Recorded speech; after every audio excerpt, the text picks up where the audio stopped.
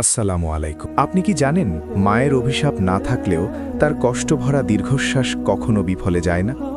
পৃথিবীতে এমন অনেক পাপ আছে যার ক্ষমা হয়, কিন্তু যে সন্তান নিজের মায়ের চোখে পানি এনে দেয় তার জীবন থেকে বরকত কিভাবে উঠে যায়, আজকের এই সত্য ঘটনাটি তারই সাক্ষী।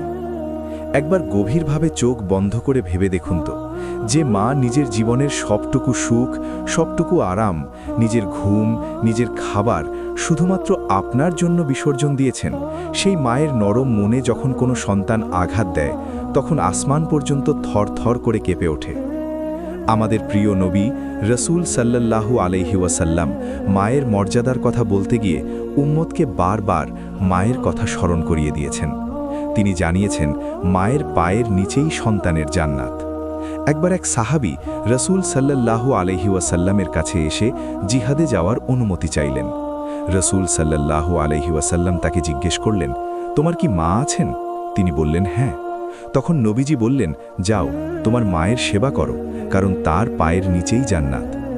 আমরা ইসলামী ইতিহাস পড়লে দেখি সাহাবায়ে কেরাম, যেমন হযরত আবু বকর রাদিয়াল্লাহু আনহু, তাদের মায়ের প্রতি কতটা শ্রদ্ধাশীল ছিলেন।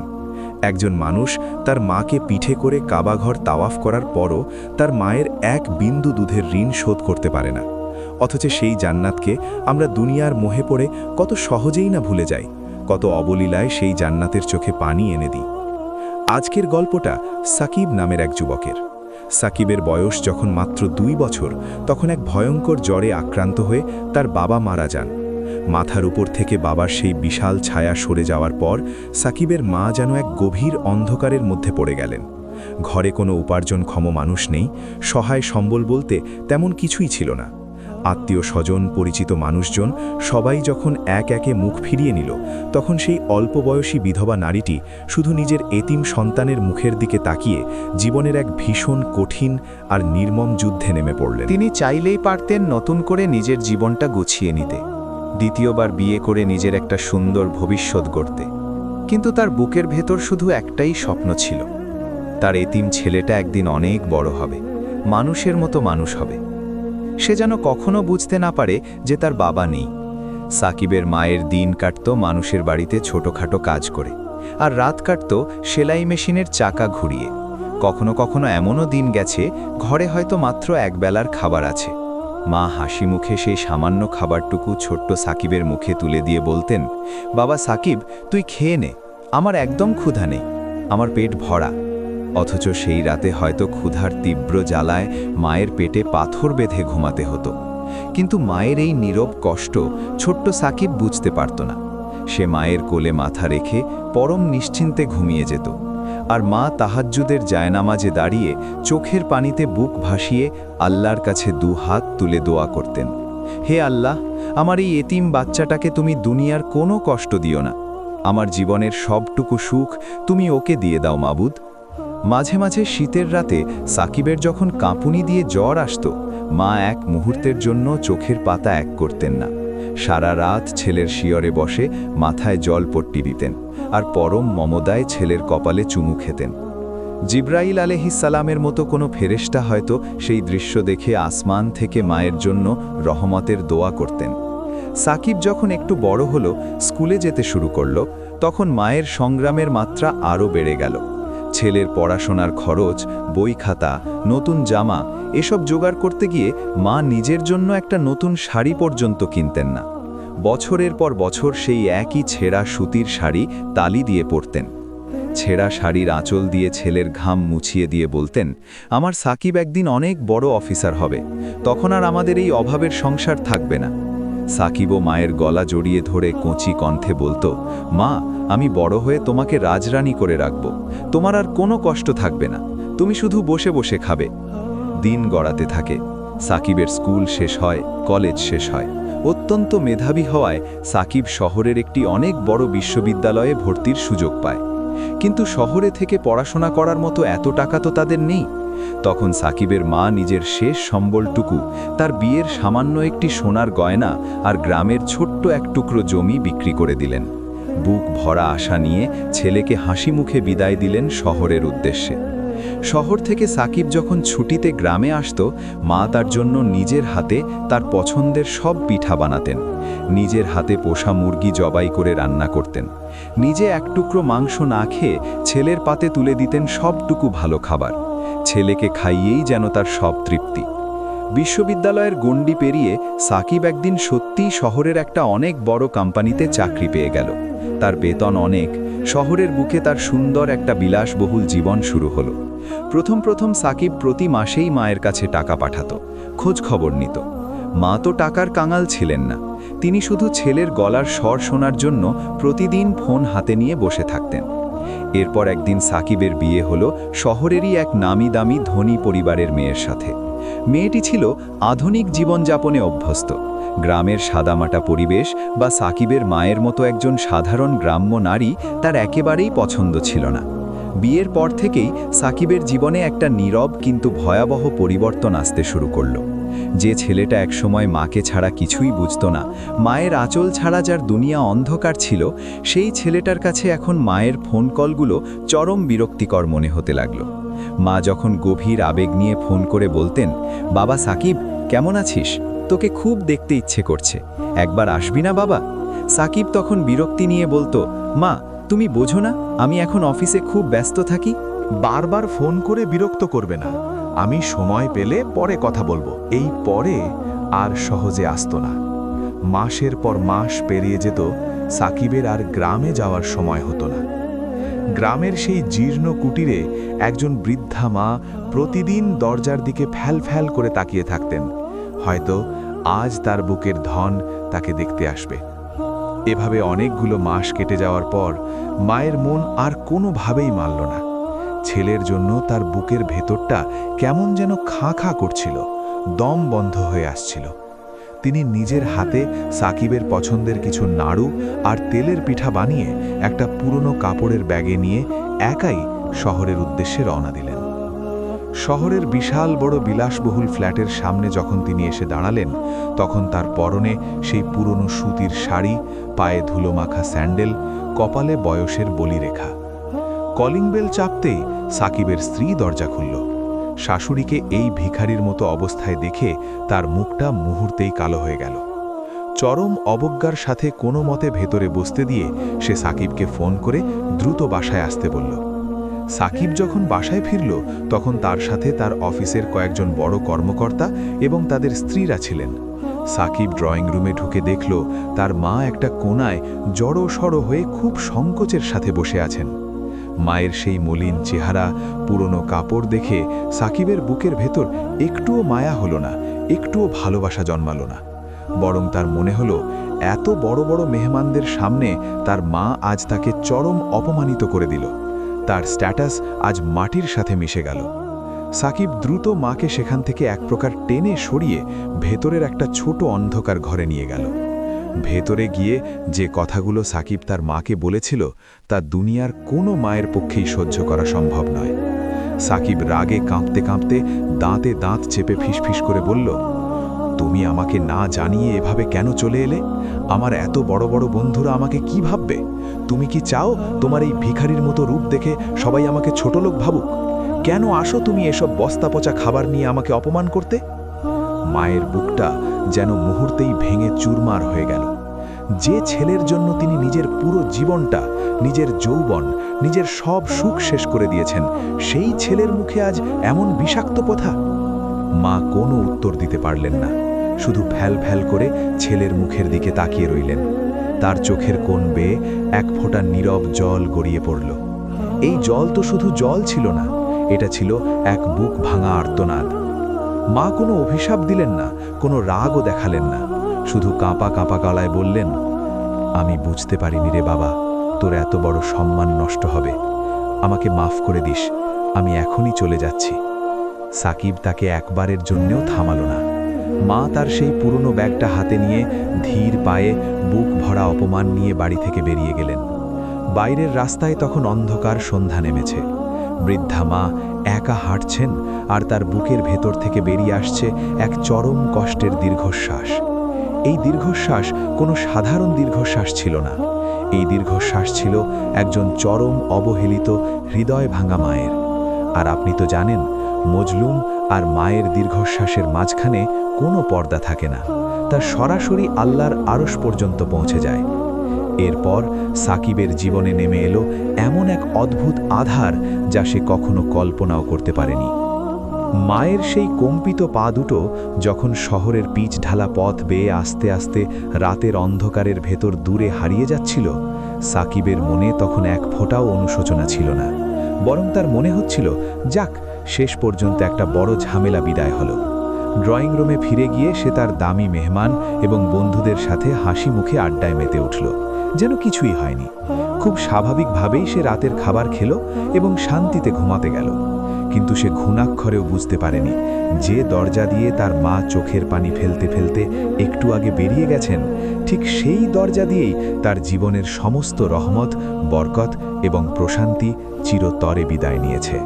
প্রথম কয়েক মাস সাকিবের জীবনে সবকিছু স্বাভাবিকই মনে হচ্ছিল, বরং তার অফিসে প্রমোশন হলো, বেতন আরও অনেকটা বেড়ে গেল।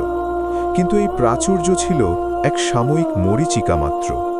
ইসলামে বলা আছে, আল্লাহ তাআলা বান্দার অনেক পাপের শাস্তি চাইলে আখেরাতের জন্য তুলে রাখেন, কিন্তু পিতামাতার অবাধ্যতা এবং তাদের মনে কষ্ট দেওয়ার শাস্তি আল্লাহ এই দুনিয়াতেই দিয়ে দেন। সাকিবের জীবনেও ঠিক সেটাই ঘটতে শুরু করলো, খুব নীরবে কিন্তু খুব ভয়াবহভাবে। টাকা পয়সার কোনো অভাব ছিল না সাকিবের, কিন্তু অদ্ভুত এক অজানা অশান্তি এসে ভর করল তার বিশাল ফ্ল্যাটে। যে স্ত্রীর কথায় প্ররোচিত হয়ে, যার মন রক্ষা করার জন্য সে নিজের জন্মদাত্রী মাকে অপমান করে তাড়িয়ে দিয়েছিল, সেই স্ত্রীর সাথেই শুরু হলো তার চরম পারিবারিক কলহ। প্রতিদিনের একেবারে ছোটখাটো বিষয় নিয়ে তাদের মধ্যে তীব্র ঝগড়া হতে লাগল। রাতে দামি নরম বিছানায় শুয়েও সাকিবের চোখে এক ফোঁটা ঘুম আসত না। তার মনে হতো বুকের উপর ভারী একটা পাথর কে যেন সব সময় চেপে রেখেছে। মানসিক শান্তিতে সে একরকম কাঙাল হয়ে গেল। এরপর একদিন অফিসে একটা বড় প্রজেক্টের ফাইলে সাকিবের একটা সাধারণ ভুলের কারণে কোম্পানির কয়েক কোটি টাকার বড় ক্ষতি হয়ে গেল।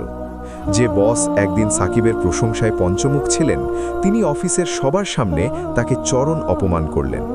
চাকরিটা কোনো মতে বাঁচলেও অফিসে তার সম্মান একেবারে ধুলোয় মিশে গেল। এরপর যেন আকাশ থেকে শুরু হলো একের পর এক বিপদের বৃষ্টি। সাকিবের শেয়ার বাজারে জমানো সব টাকা হঠাৎ করেই এক ধস নেমে হারিয়ে গেল। ব্যাংক লোন, ক্রেডিট কার্ডের বিল সব মিলিয়ে এক পাহাড় সম ঋণের জালে খুব বাজেভাবে আটকে পড়ল সে। বিপদের সময় মানুষের আসল রূপ খুব দ্রুত বেরিয়ে আসে। সাকিবের স্ত্রী, যে কেবল তার টাকার মোহে এবং বিলাসবহুল জীবনের নেশায় অন্ধ ছিল, সে সাকিবের এই সাময়িক দুরাবস্থা মেনে নিতে পারল না। একদিন অফিস থেকে ফিরে সাকিব দেখল ঘরের আলমারি খোলা, স্ত্রীর সব দামি জিনিসপত্র আর গয়না গায়েব। টেবিলে রাখা একটা ছোট কাগজের টুকরোয় লেখা, এই গরিব আর ব্যর্থ মানুষটার সাথে আমার পক্ষে থাকা কোনোভাবেই সম্ভব নয়। সাকিবের মাথার উপর যেন পুরো আকাশটা ভেঙে পড়ল। শূন্য ঘরে একা দাঁড়িয়ে সে বুঝতে পারল তার চারপাশে আজ আর আপন বলতে কেউ নেই। যে বন্ধুদের সামনে সম্মান বাঁচানোর জন্য সে নিজের মাকে অপমান করেছিল, আজ সেই বন্ধুদের কেউই বিপদের দিনে তার ফোন ধরে না। অন্ধকার ঘরে একা বসে সাকিবের হঠাৎ খুব শীত করতে লাগল। এই তীব্র শীতে তাকে পরম মমতায় জড়িয়ে ধরার মতো কেউ নেই। হঠাৎ তার মনে পড়ে গেল সেই গ্রামের সেই ভাঙা ঘরের শৈশবের দিনগুলোর কথা, যখন তার সামান্য জ্বর হলে মা সারা রাত জেগে তার কপালে জলপট্টি দিতেন। নিজের পেটে খাবার না থাকলেও শেষ রুটির টুকরোটা হাসি মুখে সাকিবের মুখে তুলে দিতেন আর বলতেন, আমার সাকিবের কোনো কষ্ট আমি সইতে পারবো না রে। সেই মায়ের সাথে সে কি করেছে? সামান্য কিছু টাকার গরমে, কিছু স্বার্থপর মানুষের সামনে মিথ্যে সম্মান বাঁচানোর জন্য সে তার জান্নাতকে নিজের পায়ে ঠেলে দিয়েছে। সাকিবের দু চোখ বেয়ে অঝরে পানি পড়তে লাগল। সে বুঝতে পারল মায়ের কোনো বদদোয়া নয়, বরং মায়ের সেই বোবা কান্না, সেই নিঃশব্দ কষ্টভরা দীর্ঘশ্বাস আল্লাহর আরশ কাঁপিয়ে দিয়েছে। রাসূল সাল্লাল্লাহু আলাইহি ওয়াসাল্লাম বলেছেন, 3 ব্যক্তির দোয়া সরাসরি কবুল হয়। তার মধ্যে একটি হলো মজলুমের দোয়া। আর নিজের মায়ের চেয়ে বড় মজলুম সাকিবের জীবনে আর কে ছিল? অনুতপে দগ্ধ সাকিব পাগলের মতো নিজের চুল ছিঁড়তে লাগল। সে সিদ্ধান্ত নিল কাল সকালেই সে সব ছেড়ে গ্রামে যাবে। মায়ের পা জড়িয়ে ধরে অঝরে কাঁদবে। মা তো মাই হয়, সে জানে তার মা তাকে ঠিকই ক্ষমা করে দেবেন। মায়ের পায়ে মাথা না রাখা পর্যন্ত তার জীবনের এই কঠিন অশান্তি কিছুতেই দূর হবে না। অন্যদিকে গ্রামের সেই জীর্ণ কুটিরের অবস্থা তখন বড়ই করুণ। শহর থেকে যেদিন সাকিবের মা বুক ভরা অপমান নিয়ে ফিরে এসেছিলেন, সেদিন থেকে তিনি গ্রামের কারোর সাথে তেমন কথা বলতেন না। গ্রামের মানুষ জিজ্ঞেস করলে একটা ম্লান হাসি দিয়ে বলতেন, আমার সাকিব খুব ভালো আছে, আমাকে অনেক আদর যত্ন করেছে, ওর অনেক কাজ তো, তাই আমি নিজেই চলে এলাম। মা কখনো সন্তানের দোষ অন্যের কাছে বলেন না, কিন্তু ভেতরের সেই অপমান আর অবহেলার কষ্টটা তাকে তিলে তিলে কুরে খাচ্ছিল। তিনি ঠিকমতো খাওয়া দাওয়া একেবারে ছেড়ে দিয়েছিলেন। চোখের পানি ফেলতে ফেলতে তার দৃষ্টিশক্তিও ঝাপসা হয়ে এসেছিল। কয়েকদিন ধরে তার প্রচণ্ড জ্বর, আশপাশে দেখভাল করার মতো আপন কেউ নেই। ভাঙা বিছানায় শুয়ে জ্বরের ঘোরে তিনি শুধু প্রলাপ বকছিলেন, সাকিব, ও বাবা সাকিব, তুই খেয়েছিস বাবা? তোর জন্য যে পিঠে বানিয়েছি। যে ছেলে তাকে ঘাড় ধাক্কা দিয়ে বের করে দিয়েছে, মৃত্যুর ঠিক আগ মুহূর্তেও সেই ছেলের চিন্তাই তাকে অস্থির করে তুলেছিল। গ্রামের এক বৃদ্ধ প্রতিবেশী মহিলা মাঝে মাঝে এসে তাকে একটু পানি খাইয়ে যেতেন, কিন্তু মায়ের অবস্থা দিন দিন এতটাই খারাপ হতে লাগলো যে গ্রামের সাধারণ ডাক্তার একসময় জবাব দিয়ে দিল। সাকিব পরদিন সকালে কোনো মতে বাস স্ট্যান্ডে গিয়ে গ্রামের বাসে উঠল। বাসের সিটে বসে তার বুকটা কেমন যেন ধড়ফড় করছিল। একটা অজানা আতঙ্কে তার হাত পা ঠান্ডা হয়ে আসছিল। বারবার মনে হচ্ছিল, মা কি আমার উপর খুব রাগ করে আছেন? মা কি আমাকে আগের মতো বুকে টেনে নেবেন? বাস যখন গ্রামের কাঁচা রাস্তায় এসে পৌঁছল, তখন বিকেল গড়িয়ে সন্ধ্যা নামছে। চারদিকটা কেমন যেন থমথমে। সাকিব বাস থেকে নেমে প্রায় দৌড়াতে দৌড়াতে নিজের বাড়ির দিকে যেতে লাগলো। পরিচিত পথঘাট, কিন্তু আজ সব কিছু কেমন যেন অচেনা আর নিস্তব্ধ মনে হচ্ছে তার কাছে। বাড়ির উঠোনে পা রাখতেই সাকিবের থমকে দাঁড়াতে হলো। তাদের সেই ভাঙা ঘরের সামনে বেশ কিছু গ্রামের মানুষ জড়ো হয়ে আছে। উঠোনের একপাশে কয়েকটা কাঁচা বাঁশ রাখা। পরিবেশটা অসম্ভব ভারী আর নীরব, কেউ কোনো কথা বলছে না। সাকিবের বুকের ভেতরটা ছ্যাঁত করে উঠল। পা দুটো যেন মাটির সাথে শক্ত হয়ে আটকে গেছে। সে কোনোভাবেই সামনে এগোতে পারছিল না। একজন বৃদ্ধ প্রতিবেশী সাকিবকে দেখে আস্তে আস্তে এগিয়ে এলেন। তার চোখে পানি। তিনি সাকিবের কাঁধে হাত রেখে ভারী গলায় শুধু বললেন, বড় দেরি করে ফেললি বাবা। বৃদ্ধ প্রতিবেশীর সেই কথাটি সাকিবের কানের কাছে যেন প্রবল এক বজ্রপাতের মতো এসে আছড়ে পড়ল। বড় দেরি করে ফেললি বাবা, এই ছোট্ট একটি বাক্য সাকিবের মস্তিষ্কের ভেতর হাজারটা হাতুড়ির মতো আঘাত করতে লাগল। সাকিবের পা দুটো যেন অবশ হয়ে আসছিল। বুকের ভেতরটায় মনে হচ্ছিল কে যেন ধারালো কিছু দিয়ে ফালা ফালা করে কেটে দিচ্ছে।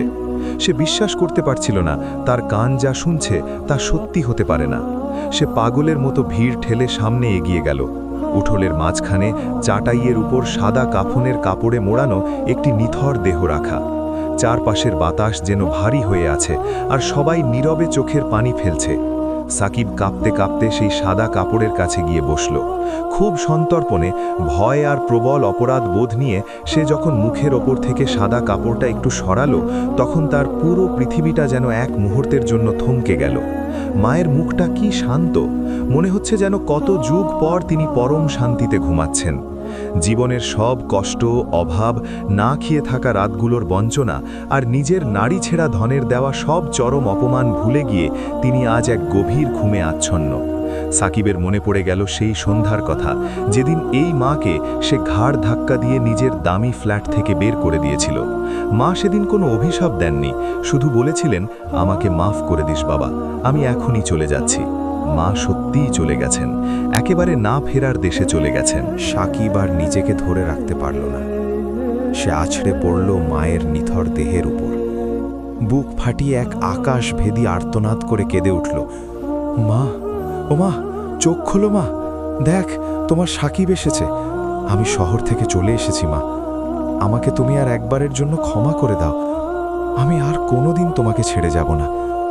মা গো, আমার যে বুক ফেটে যাচ্ছে, তুমি আমাকে একটা বার বুকের ভেতর জড়িয়ে ধরো না মা।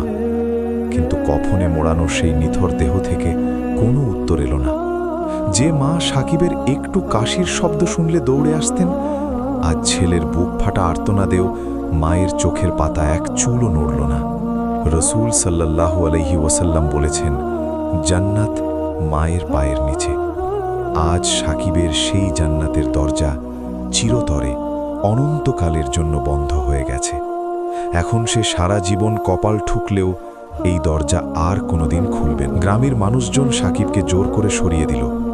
মাকে যখন বাঁশের খাটিয়ায় করে গোরস্তালের দিকে নিয়ে যাওয়া হচ্ছিল, সাকিব তখন একটা পাগলের মতো খাটিয়ার পেছনে পেছনে ছুটছিল। সে বারবার বলছিল, আমার মাকে তোমরা কোথায় নিয়ে যাচ্ছ?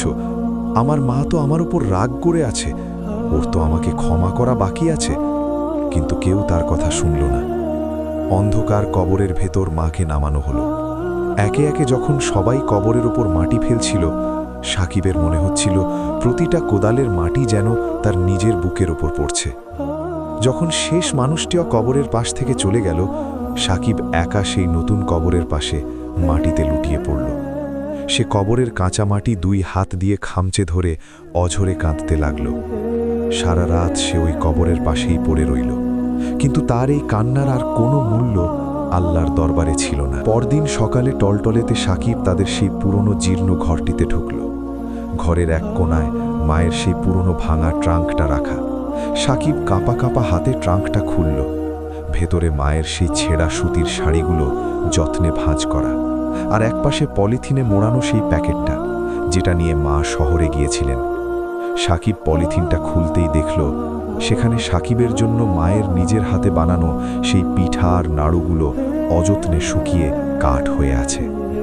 সাকিব একটা শুকনো পিঠা হাতে নিয়ে পাগলের মতো কামড় দিল আর ডুকরে ডুকরে কেঁদে উঠল।